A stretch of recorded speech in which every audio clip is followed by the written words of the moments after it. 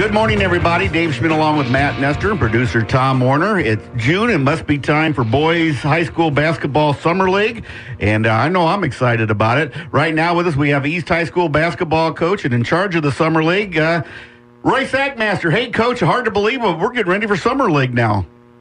Yeah, it seems like that. We were just finishing up the end of the regular season, but we're here and we're ready to go. Starting on Monday night.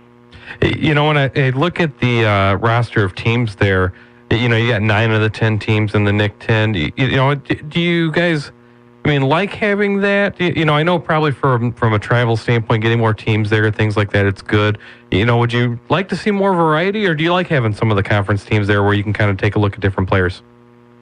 I think it's a matter of preference from each coach. Mm-hmm. I think the number one thing that most teams look at is the fact that you can get a couple games per week locally here.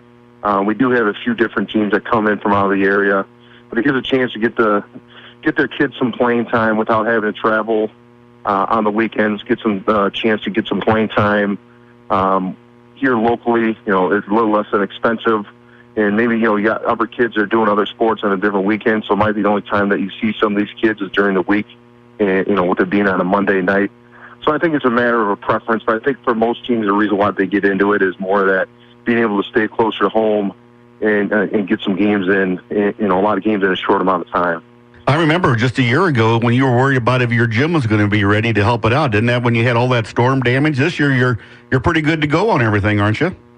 Yes, we are. And then we had the field house that was cleared the morning of last year to be able to use the facility so we can get the league going. But we're up and running now. Everything's going to be completed. The parking lot, all the construction around the building is done, and we're anticipating that things should run a lot more smoothly this year.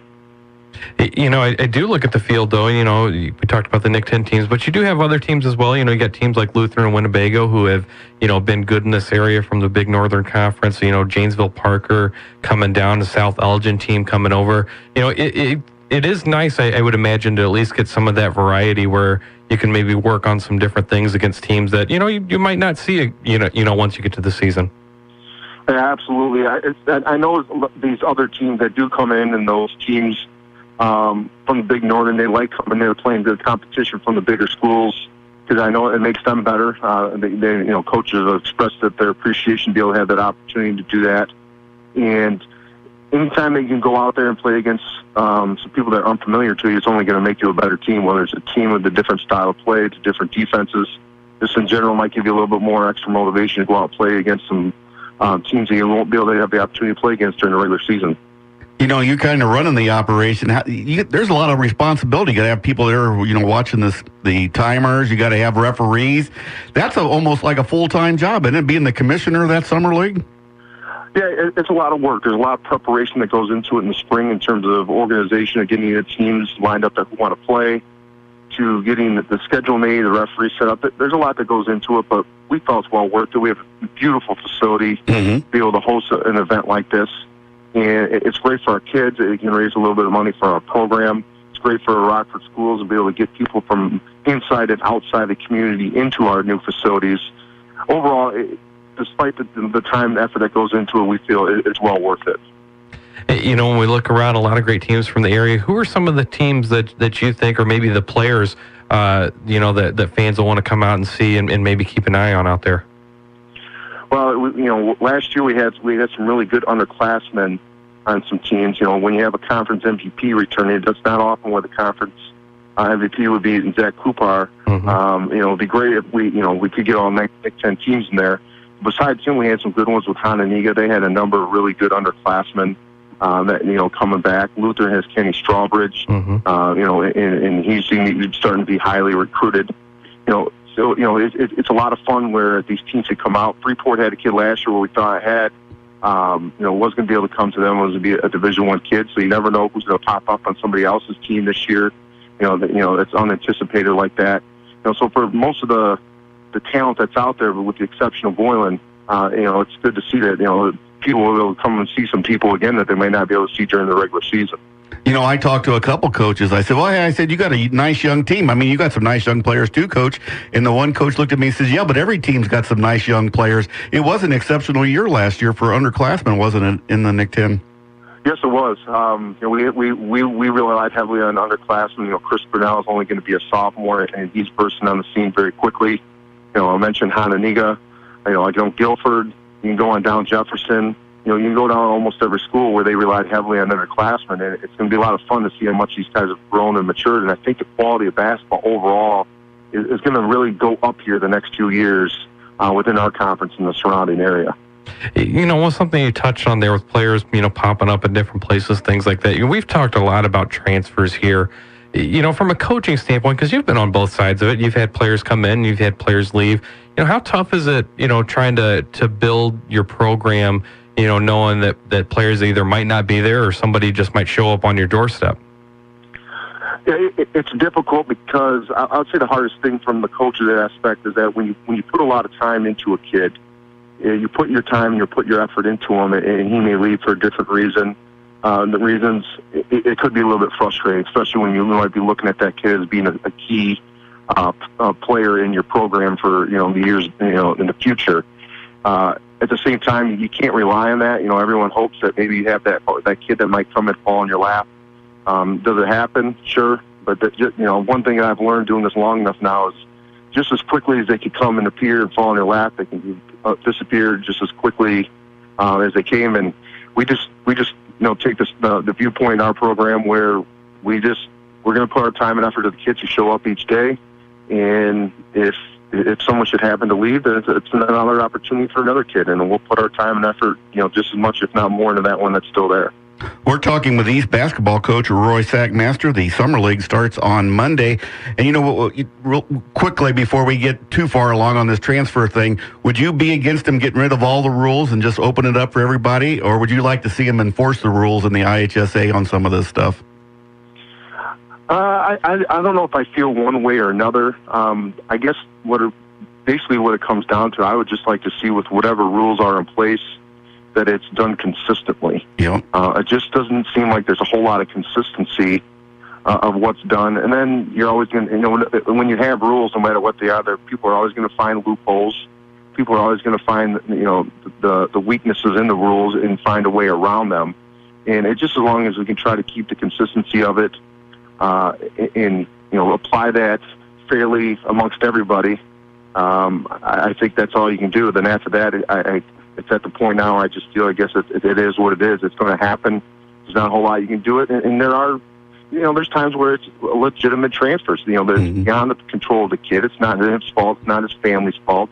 If they need to really locate or they need to move their family and put them in a better situation, and that's the case, the kid shouldn't be penalized.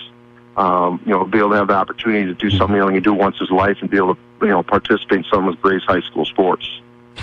One of the things I love about watching these games at Summer League is just trying to see what different teams are trying, maybe changing their style of play, those kind of things. We always see trends trickle down, and, watch the NBA Finals right now, and a lot of it's about the guard play, the pace and space, as they call it.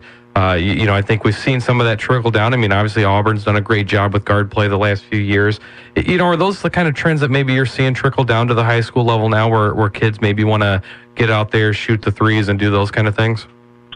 A little bit. There's good and bad that comes with that. When you watch someone like Golden State in the NBA, I do feel that's the best basketball in the world that's being played right now during the NBA Finals. Mm-hmm. But then at the same time, when Steph Curry does 3 crossovers and goes behind the back and shoots a step back NBA, beyond NBA 3-pointer with the 7-footer in their face, we have to explain to our kids that that may be a good shot for Steph Curry, but for 99.99% of other basketball players out there in any level, it's not a good shot. Right. But but the way they play the basketball and the way I've been saying in our practices, starting with this week, I do emphasize the good things that they do well fundamentally, and then their spacing, the way they share the basketball.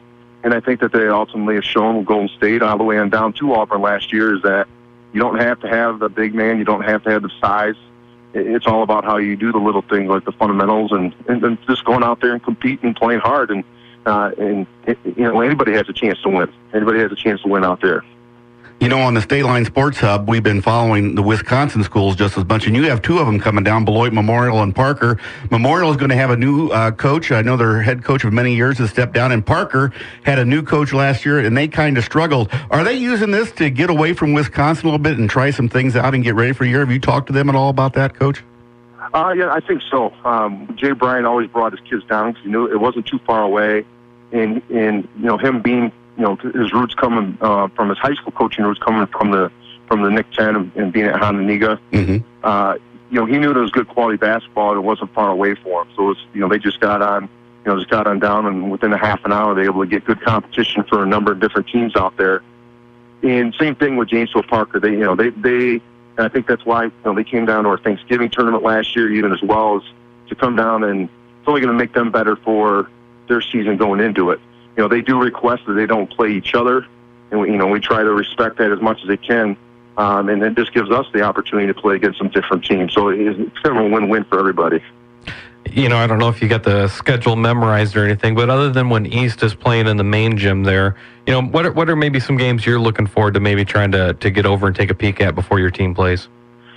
I know that in the third week of it, there's a kind of a doubleheader where, by chance and trying to accommodate the schedule request, that people, I think Auburn and Hononegah and Auburn and Jefferson both play on that night. I expect that night to be a good night because those are three of the top teams that'll be coming back next year. Mm-hmm. That I can think of off the top of my head. But what really is going to get fun, I think, is when we do the last 2 weeks of it, we do a bracketed tournament. Mm-hmm. And I think that's a little something different that hasn't been done with the past summer leagues, to where we can ultimately decide a true tournament champion. So the last week of lead, I think there's going to be some pretty good matchups, and I think it'll be really fun to kind of have some type of way to look at where teams fall and where they stand, at least going into the start of next season. That was a lot of fun. I enjoyed that last year. You got air conditioner put in there yet? Did Coach Matt Parker get you some air conditioning over there? Because I know that was an issue that last weekend a little bit. No air conditioning, but we did learn some lessons in terms of our ventilation and air. Nice. We did lose some games that last week with the slippery floor, the humidity, but we learned what we needed to do in terms of the airflow and opening doors within the building and all that. And nice. Barring another 95 degree day with a high amount of humidity, I think we should be okay, and we're excited and getting ready to get going. How tough is the summer league environment altogether? I mean, we look at your league, and teams are going to get 10 games in, and I'm sure that for all of these teams, it's not the only summer league that they're in. And I'm sure that they're all going to be somewhat similar, at least as far as how many games that you end up getting. You guys almost play a season, in probably a 4 or 5 week time frame. How tough is that? Yeah, it really is. Ultimately, a second season. In the month of June, it is probably just as busy, if not busier, during the school year with school in terms of the practices and travel and the things that you're doing. And it's something that's just necessary to be able to compete at the high school level these days. The teams will probably play anywhere from 20, 25 up to where it's 40 or 45 or 50 games, depending on your program and what you ultimately choose to do. And it's a grind. It's a grind for the next 4 weeks here, but you got to do it if you want to be able to compete. Once July hits, with the changing of the football rules and being able to get into full pads, to the AAU having an open live period, the NCAA, teams in our leagues and everything, we die down at right at the beginning of July. And for kids, it's just a new kind of busy for them.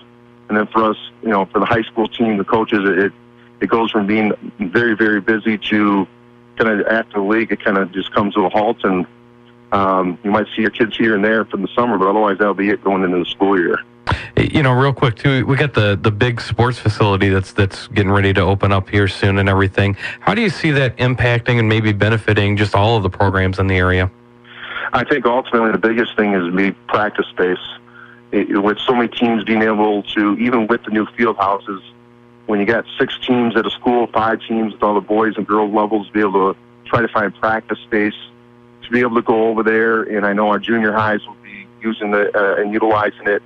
It's an opportunity for kids to be able to just play more. It gives them an opportunity to play more and get more kids involved, and it'll only be good for the community, good for kids, and good for basketball along with the other sports that are going to be in that facility.